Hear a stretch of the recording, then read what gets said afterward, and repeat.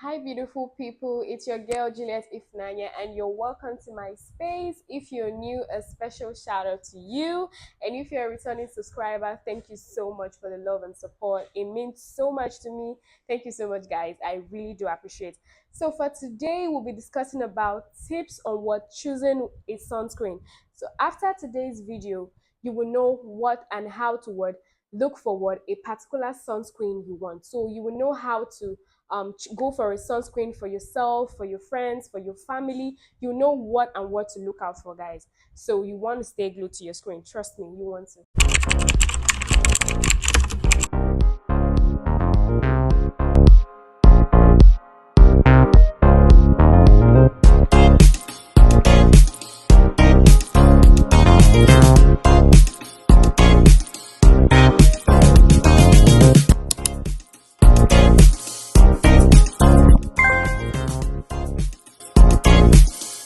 So let's start with the number one.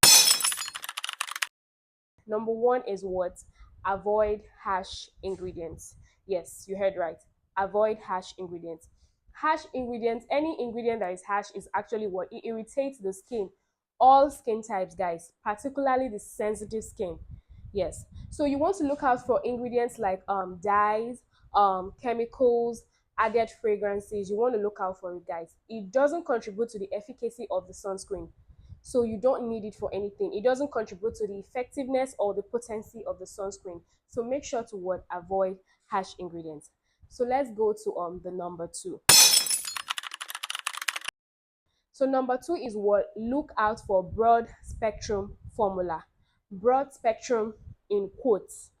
So make sure the sunscreen you're going for is actually protecting you from the UVA rays and the UVB rays. The UVB rays are what? They're actually linked with what? It causes sun damage and what? Darker skin. It increases the melanin production of the skin, and that way you get what? A dark skin. So you want to make sure that you're going for something that's actually what's protecting you from the UVB rays. And the UVA rays has been linked with what? Skin cancer, premature aging, wrinkles, etc. So it has been linked to so many skin damages. So we want to make sure we are going for something that actually what? Protects you from such damage. The UVA rays actually what? Cause more damage to the skin than UVB rays because it penetrates deeper than the UVB rays. But guys, both of them causes what? Skin damage. So we want to make sure we look out for that. So when you're getting a sunscreen, look out for what? Broad spectrum. So when you see that, so you'll be sure that this actually protects you from what? The UVA and the UVB rays. So let's move along, guys. So let's go to number three. So number three, you should what? Select what? A sunscreen with an SPF of what? 30 or what? Higher.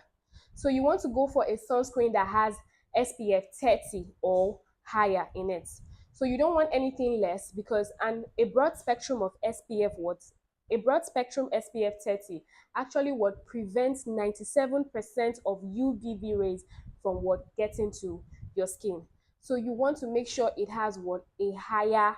You can go for SPF 50, SPF 30, but make sure you're not going for anything less than SPF 30. Yes, you heard right. We're looking at number four. So number four is what? Opt for mineral sunscreen. So mineral sunscreens are what? They are physical. They sit on top of the skin to what? Filter out the sun damaging what? Rays, which are the what? The UVA rays and the UVB rays. So how would you know if a sunscreen is a mineral sunscreen? So you look out for ingredients such as the titanium dioxide or zinc oxide. So immediately you check your sunscreen label and you see these ingredients, titanium dioxide or the zinc oxide, you will know that this is a mineral sunscreen. So yes, guys, that's for that. So let's look at the number five.